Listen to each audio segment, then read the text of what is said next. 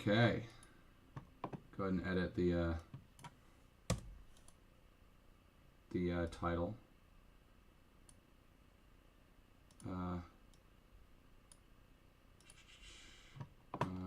Shoot.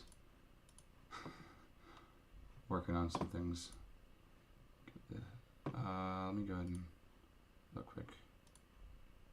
Aha. That's why I cannot hear you. Now I can probably. Yep. Awesome.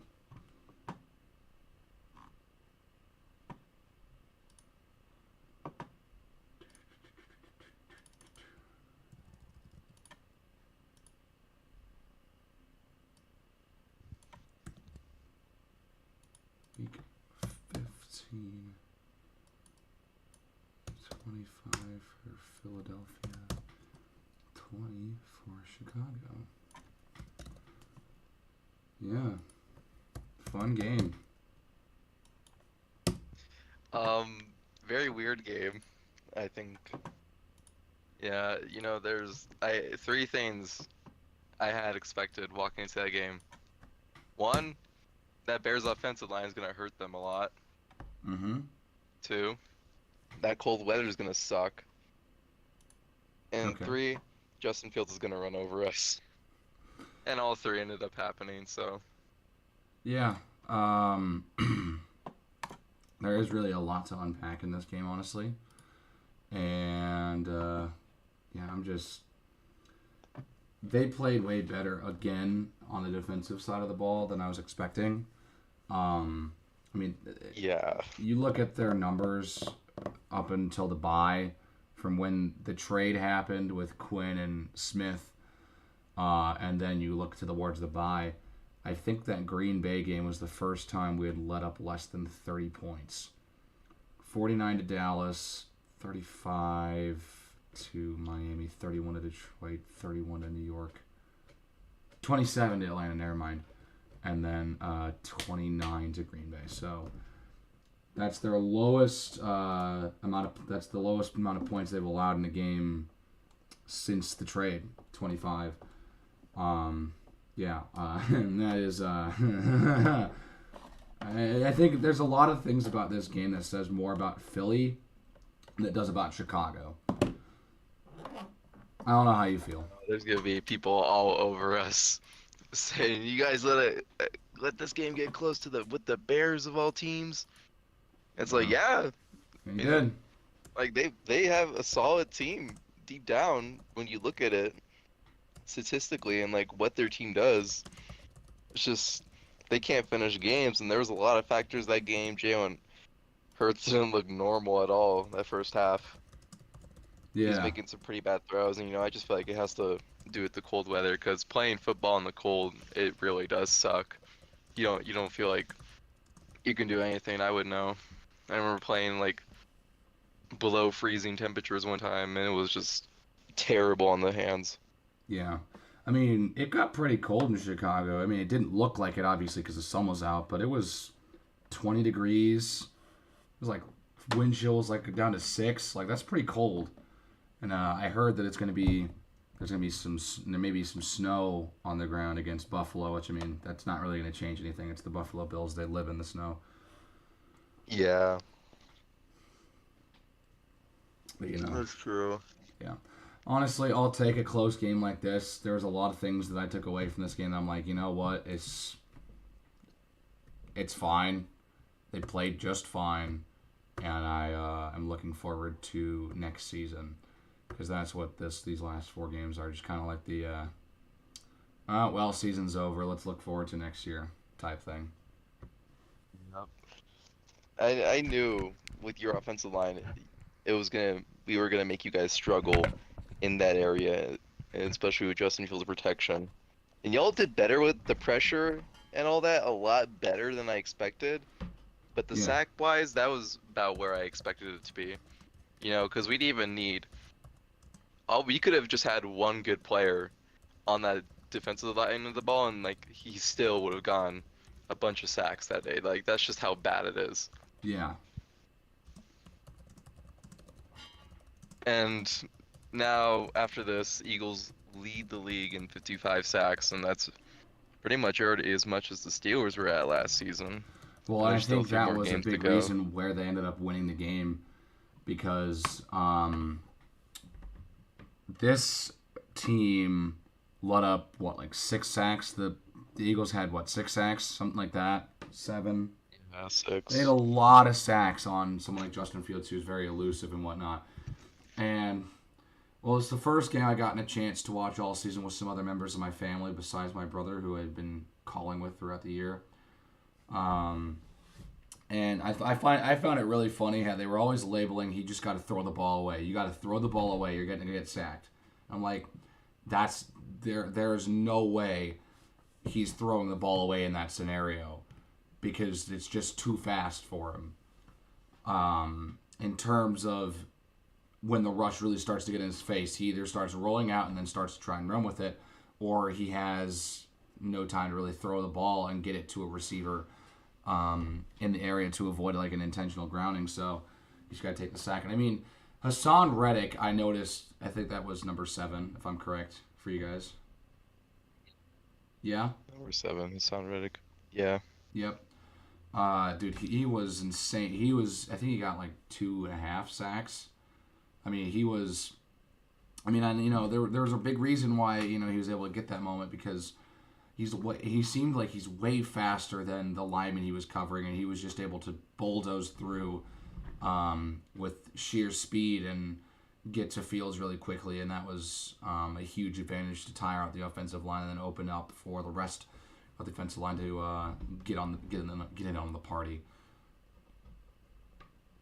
And people need to realize that the distance between a quarterback and a defensive lineman is really short. No, The yeah, it quarterbacks do is. not have much time at all to react to a D lineman that just got past their O lineman really fast, and now they're like barely meters away from getting a sack.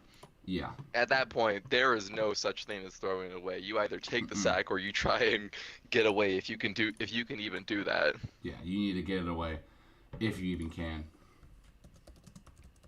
Yeah, most quarterbacks can't even do that because they're not really a fast, elusive quarterback like most people are, or like how a running back would do.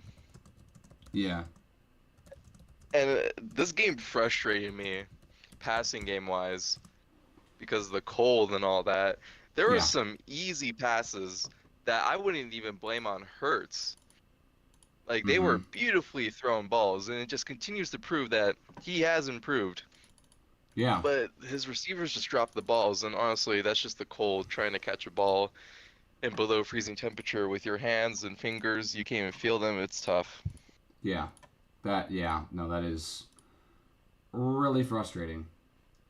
And so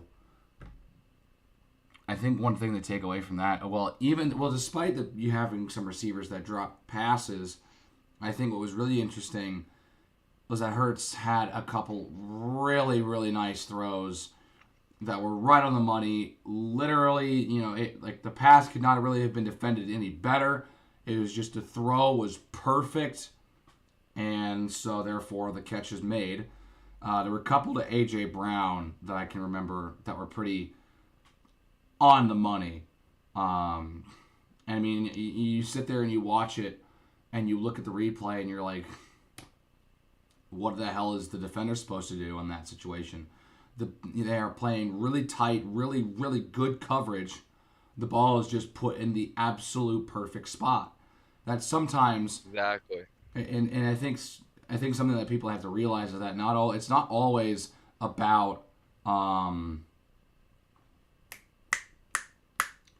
it's not always about how well the defender can play and just the bottom line, did he make the play or not. Sometimes it really is just he can play perfect defense, but the quarterback just makes the best throw that he can, and it's right to the receiver. And literally, you practice that. You practice these throws, assuming that there's perfect defense played, so that you can put that ball in the only spot that the receiver can catch. And Exactly. That's what I've been seeing all year throughout from Hurts, and it's just been mind blowing and impressing me every single week, every single time he does it. Like he has truly improved in that area.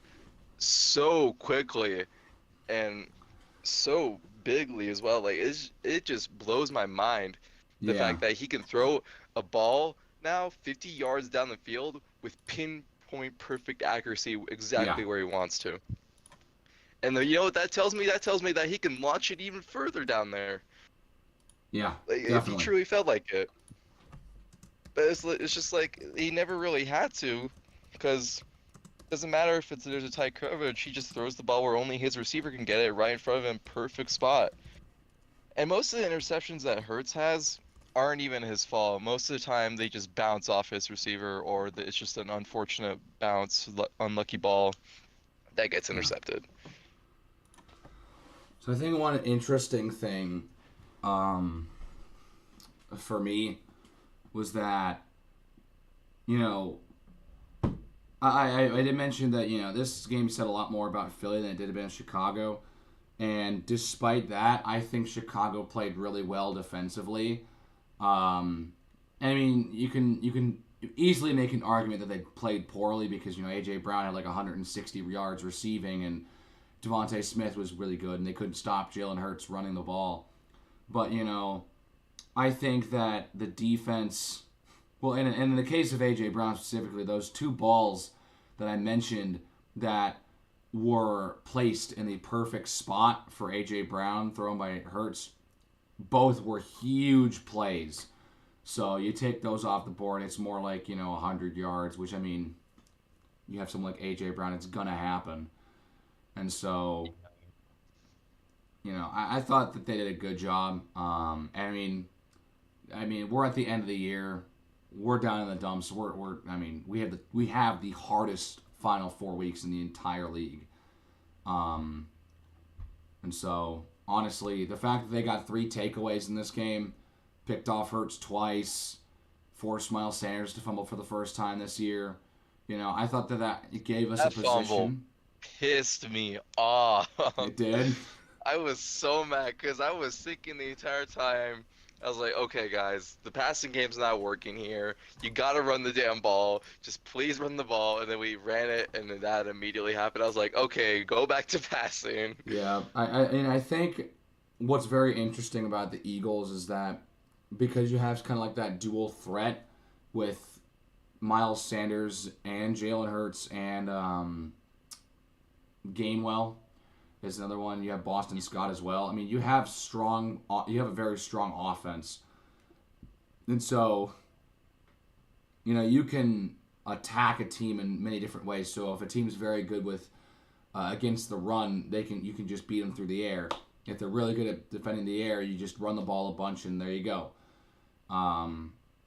And I think I envy that. I really do because I mean, if I know you were watching the game. I mean, you saw the opening offensive, you know, uh, graphics that said that we were the best rushing offense in the league, but the 32nd passing offense in the league. And we still have the best running offense and still have the worst passing offense. I think that says a You lot about just the remind team. me of the Eagles last year a lot. Because we were first in rushing last year, and the reason is because, well, we didn't have a strong passing game. You know, you only had Devontae Smith, and all you have to do is just double guard him most of the time, and who else can you even throw to at that point? So Hurts ran a lot, everyone else ran a lot, and we ended up being first. And now we're not first this year, and the reason is, of course, you had AJ Brown, you get a bunch of improvements on offense. You don't really need to rely so much on rushing like you used to. And now we're one of the top passing teams as well, and we're top five in rushing as well. That just proves how much this team has improved in just a year and how much just a great wide receiver can do to a team. Well, yeah, and I mean, especially for your passing offense, like Smith's a good receiver, but when you double cover him and you don't have anyone, as a solid number two, it makes things super difficult. So not getting AJ Brown, you have Devontae Smith as like a really nice, solid number two, and so he gets open more often. So then you have a dual threat there. We're like, okay, we're going to double cover AJ Brown, but you got to be really locked down on Devontae Smith, so they're probably going to target you. So it creates a lot of problems, which is why we've had such a really terrible pass offense this year because Darnell Mooney's been our top receiver, and not only is he being Yeah. double covered in a lot of these situations, He's also relatively short for a receiver. Um, so I think he's like 5'11".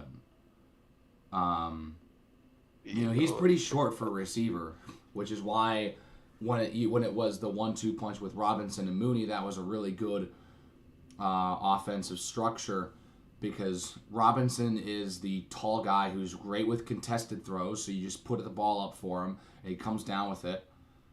And you have Mooney who can run those slants and kind of direct he's just really fast and can run.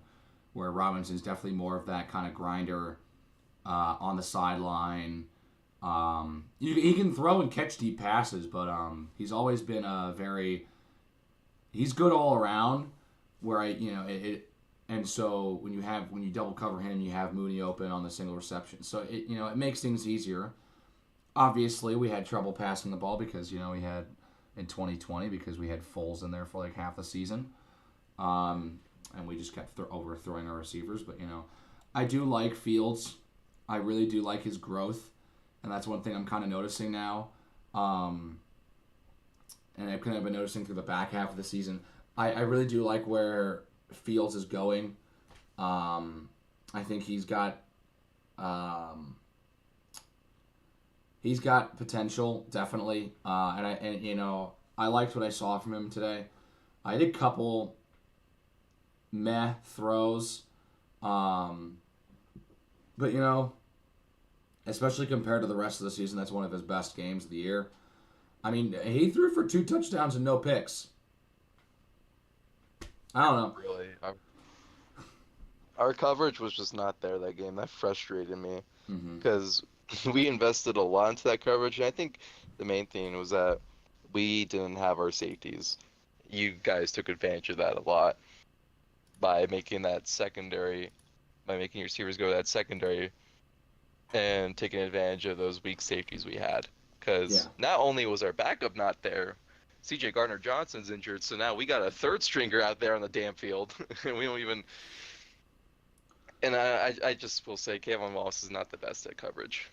I will say, I think the one throw that kind of stands out to me. Well, I know just overall throughout the year he's gotten better at getting the ball out before the line of scrimmage instead of just taking off and running the football. It almost seems like he's trying and harder to try and become a better passer because he's very dangerous as a runner and because he's been so dangerous as a runner recently, a lot of players and teams are preparing that way, and so that final the touchdown pass to Byron Pringle at the end of the game to make it a 1-score game, I thought that was really really interesting. Because if you watch the replay, Pringle slides behind Darius Slay, and he then goes up and engages Fields like, he's going to go tackle him because Fields is about to run. All of a sudden, he throws the ball. Byron Pringle's wide open in the end zone. And that's, I guess, I think that is why I like, a dual threat, why I think, someone like Hurts is also very dangerous as well. Because he's a dual threat. Because he can run the football. I mean, he had 3 rushing touchdowns. Granted, 2 of them from the 1-yard line, but had 3 rushing touchdowns. And he can run the football, but he can also throw the ball deep and hit him. Really, Hurts has really improved as a passer, and he's definitely found his footing and his staying power in the league.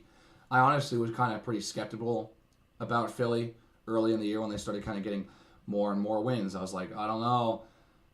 They're probably going to drop a game, but I mean, they've got a pretty easy schedule. I would not be surprised if I end up seeing, 15-2, 16-1, which, honestly, very well could happen. Honestly, you guys, what? It's Dallas next week. The Giants. However, Week 18. Hurts is injured. Oh, Hurts is hurt? He did receive an injury when one of your big guys landed on him. But he might play, but Minshew will have to step up if he doesn't. Yeah, I mean, frankly, you guys already have a playoff berth locked up. Probably got a number 1 seed locked up because now I think you have a 2-game lead on the Vikes and the Cowboys. Yep. So, it's fine. It really, there's the stakes for that game against Dallas really aren't that high. Looking further for the grand scheme of the season, obviously, it's Philly and Dallas. You want to win that game, but Mm-hmm. I think it's probably the right decision to sit Hurts and prevent further injury. Because Gardner Minshew isn't a total bum. He's he's not a he's a really good backup and actually a Yeah, good quarterback as well. He yeah, I did think he's a good quarterback. really good in Jacksonville for Jacksonville standards back then. Minshew mania.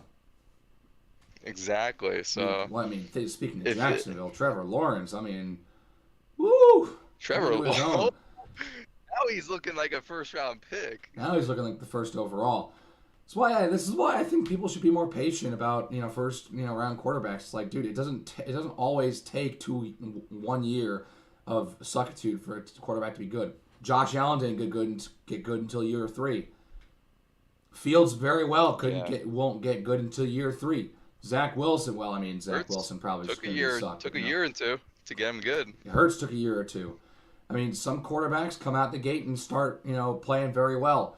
I think just overall, there's a lot of that in football as well. Just the amount of impatience a lot of people have because they are a first runner. They expect production in that first year, and I'm like, dude, they played college. It It's takes a time. They're totally going from different college game. to pro level. It's a totally different game. And sometimes some of them are like given all the weight and starting immediately expecting to immediately bring the franchise to the promised land. Like, no. Well, I mean, it's also kind of funny when people have that expectation, and the quarterback has like nothing to work with. Like Trevor Lawrence didn't really have much to work with in Jacksonville his last year. He really didn't. Yeah. Like now, I mean, he's starting to really gel with Christian Kirk and Zay Jones. I mean, he'll get Calvin Ridley next year after the suspension's up. And Oh my God, I forgot about that. What? He's also got Marvin Jones. Like that's a solid receiving core. Yeah. You don't It gets have the that job like done. superstar. Grant, there's not a top 10 receiver on that team. Some people would argue not top 20 receiver on that team. But when you have 4 of the top 50, that's pretty good because then you can spread the ball Yeah. around. If you don't necessarily have a true number 1, you can start I spreading gotta the ball go. around. Clock's calling me.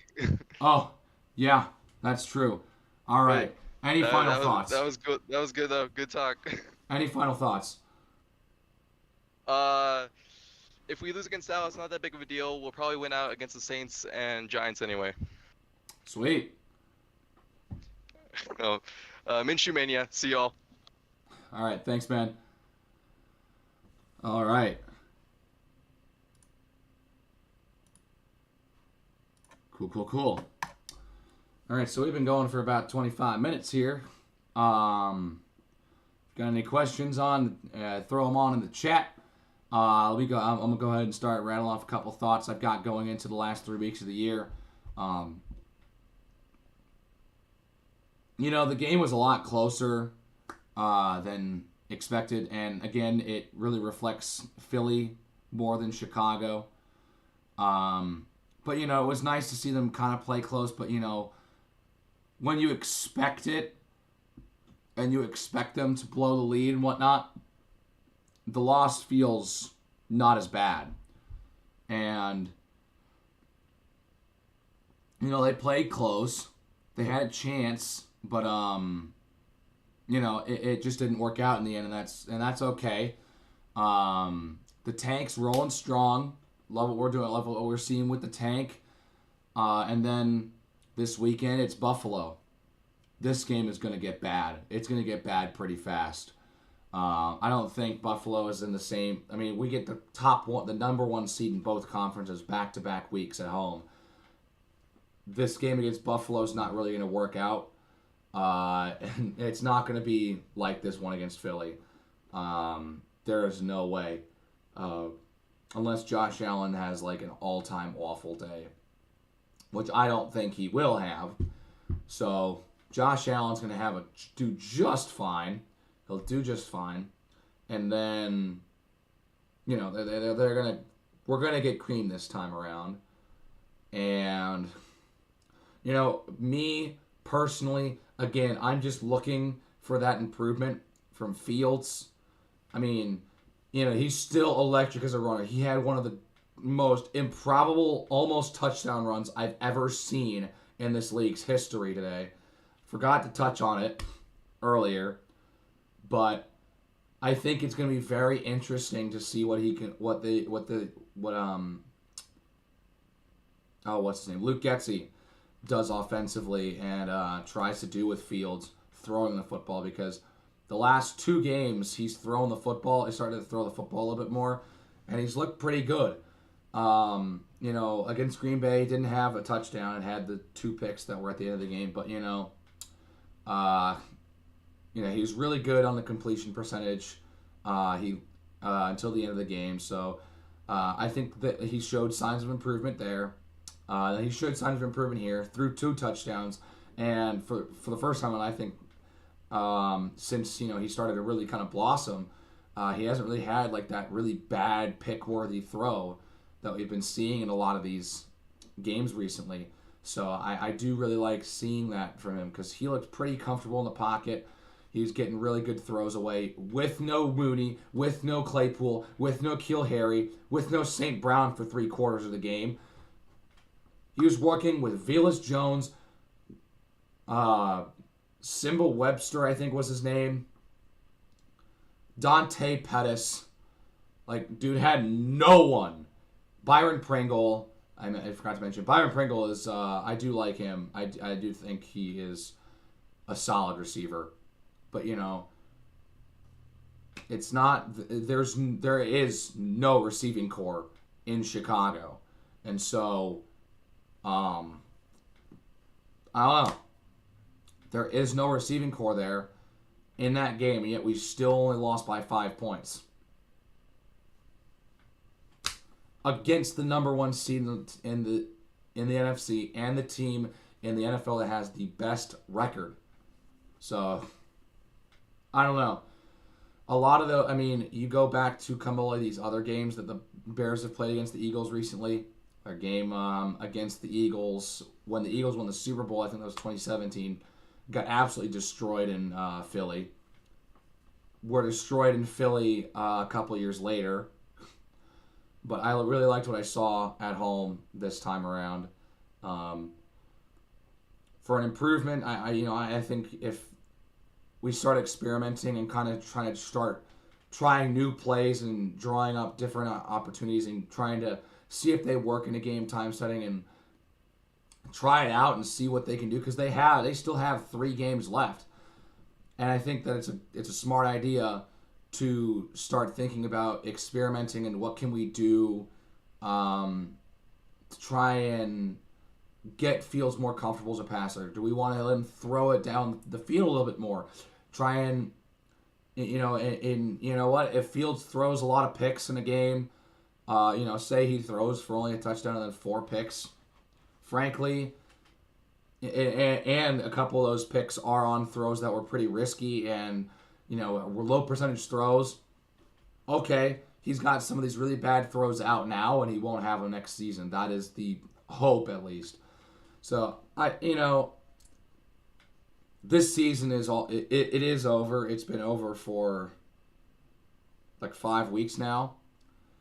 But I really do want to see progress and improvement, and I know a lot of these guys on this team will be incredibly hungry next year for a win, because the offense has woken up and played the best football.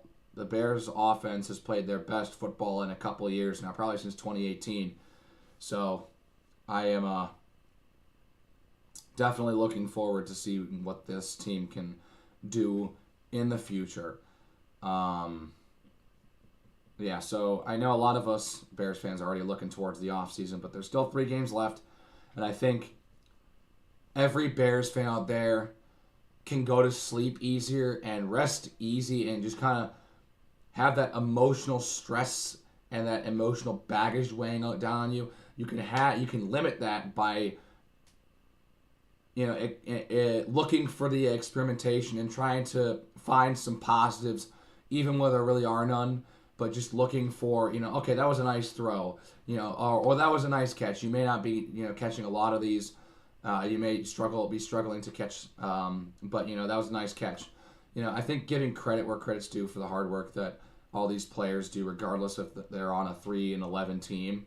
I think it's fair to respect the amount of effort all these players in, day out, because they are better football players than you, me, and Joe Smith over there will ever be. So, I don't know.